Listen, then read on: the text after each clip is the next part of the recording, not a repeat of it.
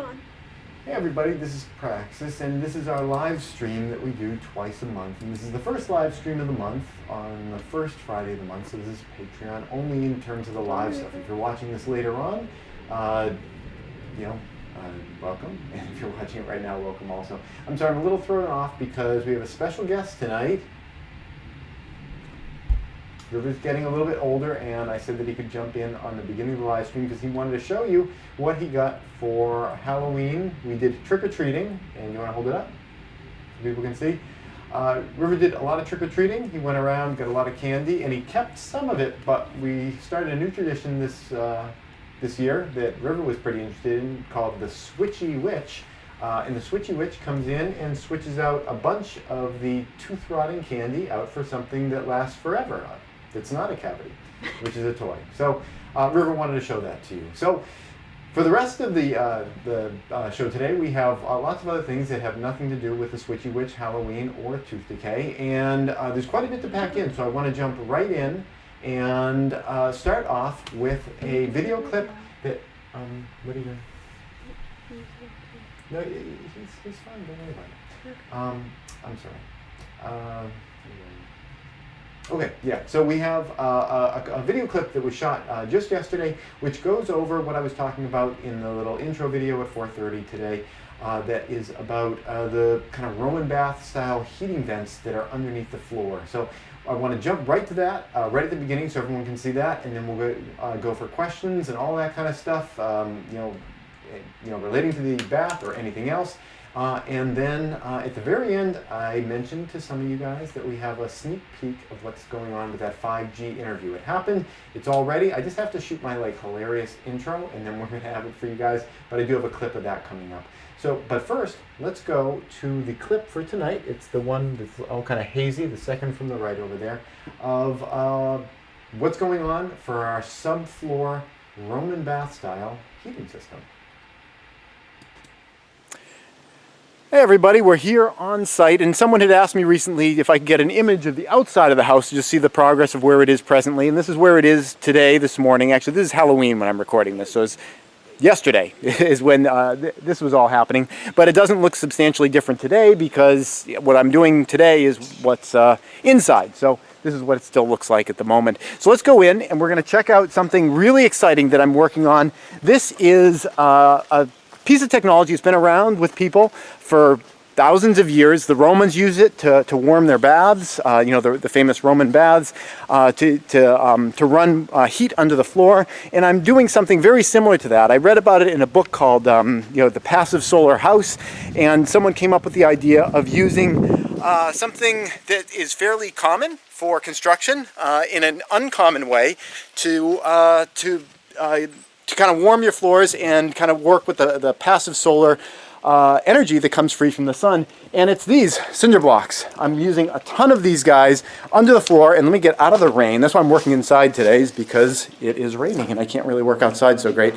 I apologize, I can see that the camera lens is all kind of blurry. Hopefully that kind of clears out in a little bit. But now I'm inside, and let me show you kind of what we have going on here, and I'll walk you through it.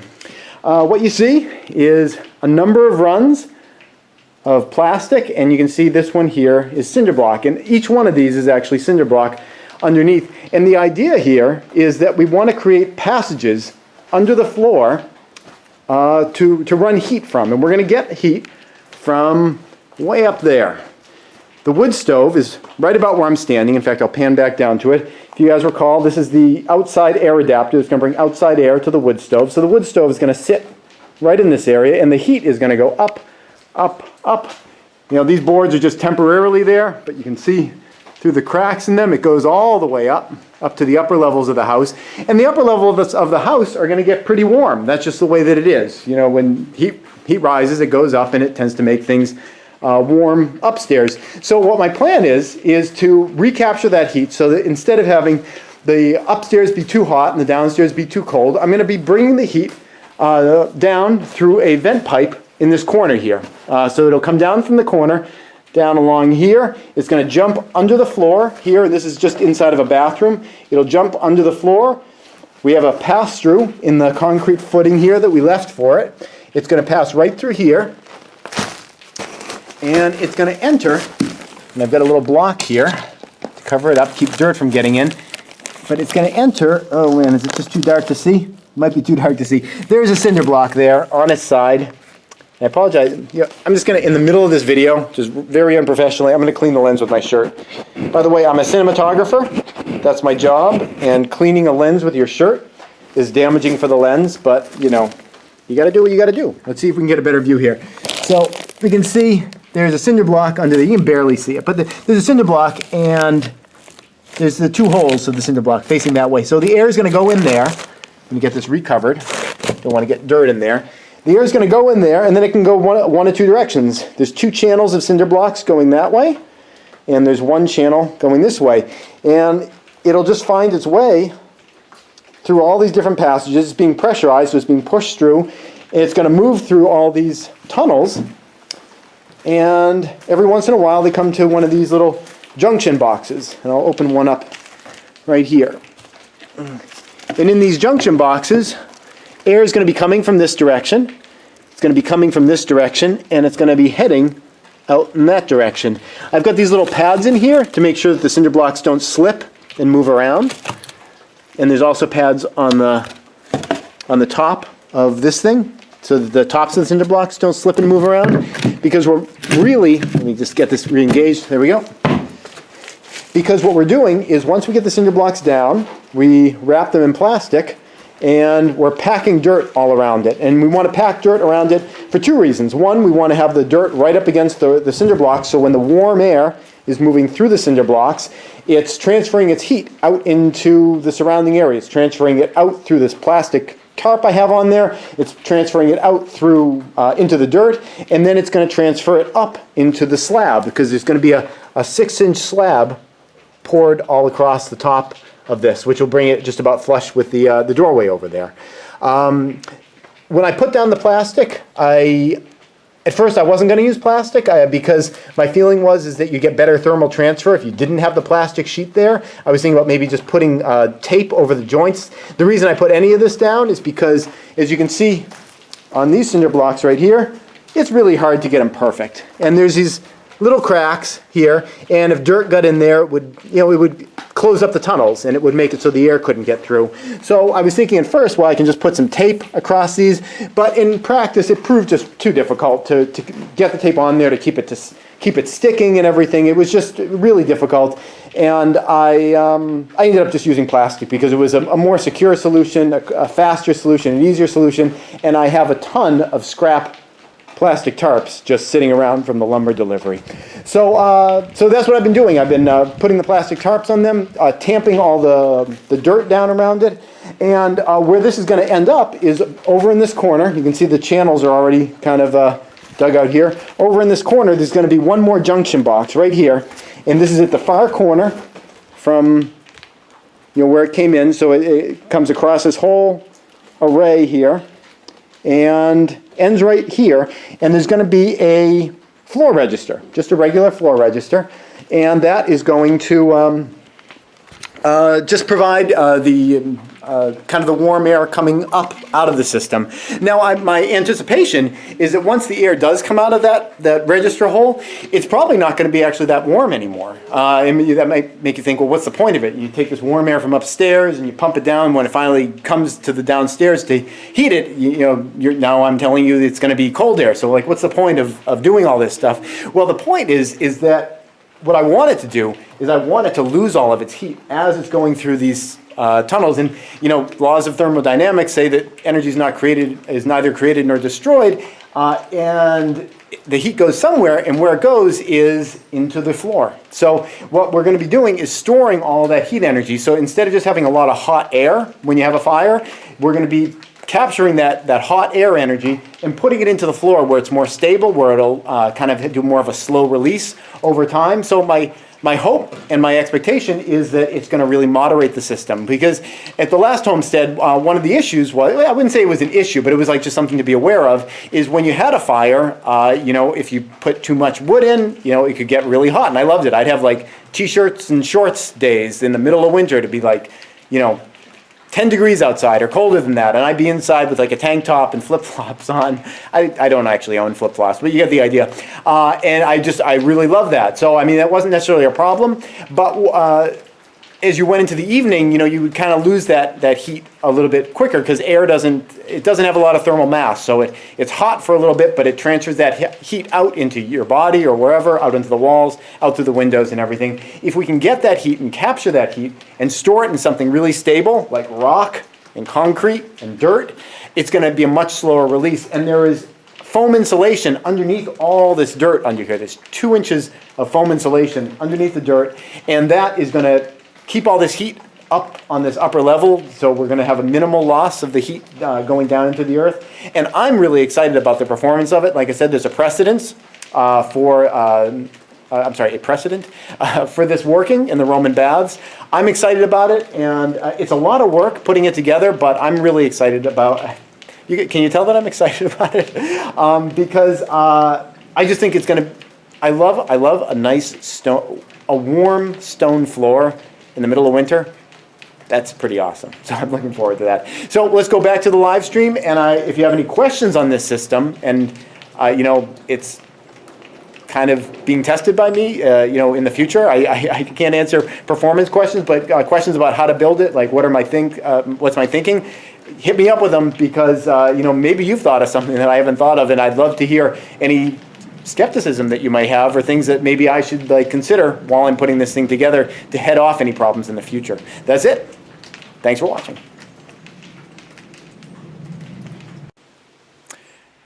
Okay. Hey, so that is sort of the status of the project right now. Almost, actually today, we finished up the entire array of all those subfloor little tunnels and everything. It was kind of exciting. It was a lot of work. We've had this storm come through. If you've been watching the news, the Northeast got quite a lot of high winds and everything, and we actually lost power here earlier today. It wasn't really actually that bad. We really lucked out because there were a lot of winds. Over at the work site, we have a tarp on the roof. The tarp had partially torn off. I was kind of fixing all that kind of stuff when I first got on site earlier today. But it was just dreadful weather. Even though it wasn't raining, it was sunny and dry and everything. Even though it wasn't raining at all, it couldn't do any foam work on the outside because these giant foam panels are like kites. They would just go flying away. And even if it wasn't a situation where I was going to be working up on the roof because there was some more foam to do on the sides, it's just so difficult working with foam panels when there's any kind of wind, because when there's no wind at all, you can grab your foam panels and kind of put them off to the side and grab them as you need them. If there's wind, you have to take the each foam panel and weigh it down, and then if you're doing anything, you need to move all your weights and then get one foam panel up and keep the others from blowing. Anyway, it's just like a real pain in the butt when it's either windy or rainy or anything. So we were working inside today, and we got a lot of that kind of stuff accomplished, and it was really nice to get something actually done. The floor is now ready to just sort of start being compacted as we work over it, and it's pretty exciting. To be honest, I've been really kind of, I don't want to use the word burned out, because that might give the impression that I don't have tons of energy and I don't get to site every day and I'm just going. I mean, there's no visible signs of it, but internally I have been feeling kind of burned out, kind of discouraged by the whole process. Not because anything's going wrong, not because it's some curveball that I wasn't expecting or anything, but it's just a lot of work. And I don't say that to discourage anybody, because I think this is a great thing. I'm glad that I'm doing it. For anyone that is interested in doing this, I would highly recommend it. I think that it's a wonderful thing for everyone to do. Not only am I saving a crap load of money, doing this thing myself, but I'm getting the place built really exactly the way that I want to have it created. I don't know if I've mentioned this before, in this series, but when I was thinking about getting this place put together, it's like, I'm a single dad. I'm doing homeschooling with River. I've got between this channel, I was doing Alien Invasion, and I've got a couple other small businesses on the side. I'm kind of a busy guy, so I was kind of pricing it out to see, it's like could I kind of get what I wanted, what I needed to have this sort of homestead structure that's reliable and energy efficient and all that kind of stuff. Would I be able to achieve that with somebody else creating it? And the lowest cost that I was able to achieve, from any of these quotes, was like almost $1 million for putting the thing together. And that's as compared to the cost of the kit, which is $50,000, which is, you know, what I'm paying for it. And so, I mean, saving that much money. It was like $890,000 or something like that. It's something just ridiculous for, you know, not a particularly large house, you know, whatever, you know, just getting these things priced out. It just, you know, this is taking me, you know, many months, if not like an entire year of my life, but the fact that I'm saving, you know, over $800,000 and doing it, I have penny saved is a penny earned, and I've never earned $800,000 in a year. So it's really well worth it. But, you know, this is my, you know, circuitous way of just saying that, yeah, it's been, it's been draining. It's been, you know, grinding me down a little bit, and it's really been all consuming. And I'm really excited. Looking forward to having the whole thing done, and that's really been, you know, hitting me this week. But it's because it's just been a lot of shoveling. It's like one scoop of gravel after another, and it's nice to have something actually accomplished. You know, because so many things it's been like, you know, creating something, setting it to the side. You know, we're putting up a shed that's going to hold solar panels at some point, and it's like, you know, we get the thing. The concrete foundation poured, and it's like set it to the side, winterize it. You know, it's like very few things are actually getting finished. You know, even the roof. It's like we got it all built up almost all the way. We left a little hole at the top so we can access the roof. You know, for putting on the insulation and everything. But it's you know, get things 90% of the way there, and then set them off to the side. You know, good enough for now, and jump onto something else. So it's kind of nice to start seeing something actually coming to you know, final state. So. Anyway, I've been meaning to mention that in a video, that I've just been like, you know, it's reality that you feel burned out now and then, and yeah, I figured I wanted to share that here, because whenever I record a video, I'm always so excited about what's going on that day that it's like all the feelings I had, like, you know, maybe in the morning or at like the end of the day when I'm thinking about what I have to do the next day, all those feelings are gone, and I'm, you know, kind of psyched up in the moment. But, you know, this is my opportunity to say, it's like, yeah, it's not always, you know, a bed of roses. So I get a tap from you. Do we have a question? We have 4 questions. Wow, that's really atypical for a Patreon-only one. Usually I feel like with these Patreon-only things, it's like, you know, there's a lot of time to fill because there's not a lot of questions. And I want to do it that way because I want to give you guys an opportunity to get your questions, like, really answered, which is why I'm going to right now shut up and let Amber tell me what the questions are. Oh, I never set up your mic. Oop. Step on my own mic wire. There we go. It was a little chaotic getting River down here. So what's up? Referring to the video, it looks like a good sized space. How big is it? All right. So the footprint of the house is 24 feet deep and 33 4 inches. 33 feet 4.5 inches. 3 feet 4.5 inches, you know, across the front face. So that front face you see with all the windows, that's 33 feet 4.5 inches. I'm just going to say 33 feet. So it's 33 feet across the front, and then 24 feet deep. One of the interesting things, I got a comment earlier today. I think someone had mentioned, and you know, I didn't disagree with them, but I didn't totally agree either. They said, "Wow, that's a really big house." And it is. I mean, you know, it's a much bigger house than a human being needs. Now, it's not just for myself; it's for myself and other people. But it is a big house compared to, like, you know, what are the absolute bare necessities. The reason that I'm making it the size that it is because I want to have you know, a really good pantry in there. It's almost like you're creating your own grocery store. You know, I mean, you know, as people who are into preparedness, we want to have that awesome pantry. So a lot of the space is pantry. A lot of the space is kitchen, you know, for food prep. Many people have a kitchen that's almost like an ornamental thing, that it's like they host, it's kind of like where they host their dinner parties from, where they like the catered food that came to the house that sat in the refrigerator. It's like it gets laid out in the kitchen. So, you know, that's a place where people can get food. But I actually really use my kitchen hardcore. I do a lot of creating of food. So, you know, we have that. We have all these different spaces. So, you know, it does so much more than an average house does, and a lot of those functions kind of take up their own kind of space. So, yeah, it is a reasonable size, you know, because it does more than the average house does.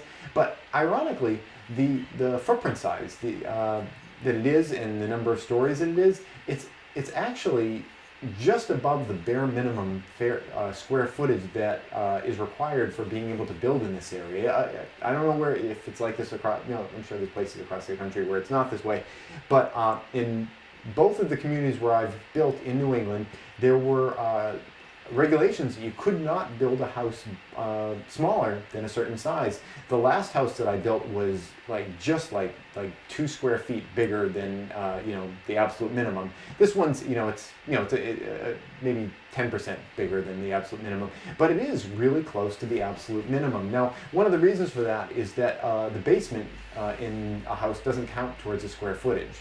It can't count towards the square footage. If half your house is basement and half of it is not basement, and you don't quite make the square footage requirements on the floor that's not good, that isn't basement, the basement can't count towards your square footage, so that that house is considered too small. You can't build it. So the entire lower level on this house doesn't even count towards the square footage. Really, what this house is it's one level. Well, it's a cape. It's one level with kind of a partial floor above it, which is, it's not really that many square feet. But because I'm utilizing the basement as part of the living space, it gives a feeling of being a really large space. And it is more than a human needs. But not only is it a house for me, it's also a grocery store, an energy factory, a restaurant. Because I'm actually using all those structures. So that is the size of it. And in addition, it has those 2 greenhouses. So I guess I'm also creating biomes. It's kind of a little biosphere at the same time. We had some other questions. Since hot air rises, how are you going to get the hot air down to the greenhouse? Okay. Now, do I have it right here? Okay. I'm gonna duck out of the shot here for a moment to grab a book. I've got 2 books here, actually. Pretty good book on root cellaring, because they've got that new root cellar fallout shelter. I've had this for a while. This was sort of part of my guide in terms of putting together the root cellar, but that's completely tangential to the point that we're talking about right now. This is a book, The Passive Solar House, that I've had since I was daydreaming before I did the other, my first homestead. And this is written by James. He's got like an Armenian name or something like that. Kachadorian? I don't even know if that's Armenian, but it's like that kind of like southeastern Europe kind of area. So really cool book. And it talks about, it introduced me to the idea of those, the cinder block design. In that book, they talk about the idea of having a complete array of cinder blocks all over the floor, like no gaps. I put gaps between mine. But that's where I got the idea for it. And in that, you might notice there's a word here, passive. My system's not going to be passive. By passive, what they mean is that the sunlight, falls on the floor, it warms the floor, it creates some sections of the floor are warmer than others, and that creates kind of a natural convection current, and the floor kind of moves its heat out through one side and it draws heat in through the other side. I can't do that because of energy. Clean, green standards here in the area where we're building prevent me. If you think that I'm like screwing up my words and maybe I'm speaking incorrectly because what I'm about to say is makes the world seem upside down and backwards, this is exactly the situation. I can't create a passive solar house that doesn't use energy because of the green building codes in the area in which I'm building that prevent me from installing windows that would allow free solar energy to come into the house and warm up the floor to help assist the house. In reality, I think it probably could have pretty close to heated the house 100% of the way. Just based on how little heat I needed to use in my last place and how this place has more insulation and all the windows are really solidly south-facing and everything. I think that this entire house could have been kind of a net zero house. Wouldn't even really need to run the wood stove in the winter. From doing solar cooking, for all my experiences with this, I think there's a pretty good chance that could have been the case. But because of the Save the World green regulations in the place where I'm building, I can't use those windows. Now that just seems crazy, doesn't it? These regulations are supposed to save energy and save the earth and everything. This is why I prep, because when even the well-meaning people that are trying to do positive things, they still destroy everything. This is the logic. if I have these windows that get free solar energy, the sun comes in at a low angle in the winter, they get the free solar energy in the winter when the sun's at a low angle, warms the floor. If I have those windows in the summertime, when the sun is at a much more severe angle and way less of the sun even can come in the windows, especially if you use a crazy invention called an awning, the fear is that these windows that are allowing that heat in, they would heat the house to such a degree in the summer that I would buy the most ineffective air conditioner that I possibly could, and I would plug that in and I would piss through energy to cool my house because I'm getting all of that free solar heat from the sun because I didn't put in awnings to block any of the sun in the summer, and I forgot how to open my windows in the summer and like get a cool breeze coming in. That's the idea, is that they're saving the earth because I would be like overheating my house because I make a bunch of boneheaded decisions, and then I'd make more boneheaded decisions buying terrible air conditioners. And yeah, so I'm not going to do it as a passive design. So what I have to do, it's kind of a long story made long, or short story made long. What I have to do is I'm just going to, because I can't use the natural heating from the sun because there won't really be much of any because I have all low E glass windows. What I have to do is just use a fan, use energy, and push the heat through it. And now I'm just going to be I don't think it's going to use a lot of energy, and I am going to run the fan off of the solar panel. So, it's like, I can't really complain that much about that other than like the whole situation is just like upside down, backwards, and crazy. But yeah, I'm going to be running a solar fan, and it's going to grab the heat from the top, push it down a duct, and then just slowly vent it through the floor that way. I have some experience having done that at the last place where I wanted to get like cool air into the bedroom, and I would just I had like a little pipe from the basement, and it would like just blow up into the bedroom, and that seemed to work pretty well. So I think it's going to work well in this case. Now, could it be made better? Absolutely, but given the way that the rules are, this is the best that I can do. Did we have any other questions? Yeah. You can tell that I'm really irritated about that because it's my goal too. I mean, I got into prepping and preparedness from being like, I want to save the earth and be, low carbon footprint and sustainability and permaculture. I'm into all those things, and it really, really irritates me that like the agencies that are supposed to be tasked with the same goal as I have are actually driving things for me in an opposite direction. I'm sorry. What's the next question? Do you have a plan to heat from the bottom if your main stove is damaged? Do I have a plan to heat from the bottom if my main stove is damaged? Not particularly. And I guess I would kind of explain that answer by saying that the house, even though I can't use any of that solar heat coming through the windows because the windows are designed to, reject the solar heat and get rid of it, despite that fact, the house is very well insulated. And some sun is going to come in through the windows, and some heat is going to come in through the windows. They're not perfectly blocking all of the solar heat. So to a great degree, this house would be livable even if the wood stove wasn't working at all. And by livable, I mean it's like, hey, it's like the cliche Jimmy Carter way of, staying warm. It's like, put on a sweater. Even in the coldest days, with all the insulation on this house and the fact we're going to do thermal shutters on the windows, for at night, so we don't have heat loss through them, the house would at least be livable. Now, the idea of the wood stove breaking, one of the things I love about wood stoves in general, and specifically this type of wood stove, is that there are very few moving parts. There's not very much to break. It's kind of to be overly concerned about the idea of this particular wood stove breaking is kind of like being worried that like a rock is going to cease to function. It's like lots can happen to it, and the operating requirements are not all that high. There's really not that much that can go wrong with it because you just light a fire inside, and the natural convection has the hot air go up the chimney, and that creates a little bit of a vacuum, and that draws in more fresh air. Now if someone tasked me with the responsibility of rendering a wood stove non-functioning, and they handed me a sledgehammer, yeah, I'm sure that I could make it so that the wood stove, you know, was broken and didn't work anymore. That said, I think it would be a lot of, it would be hard because you know, these things are built really well, and it would take some time. Although I guess with the ceramic glass on the front, I'd probably start with that. I could smash that out. But even with that gone, the wood stove can still function. You know, you could open up the front doors and it'll suck in air from your living space, but it'll still work.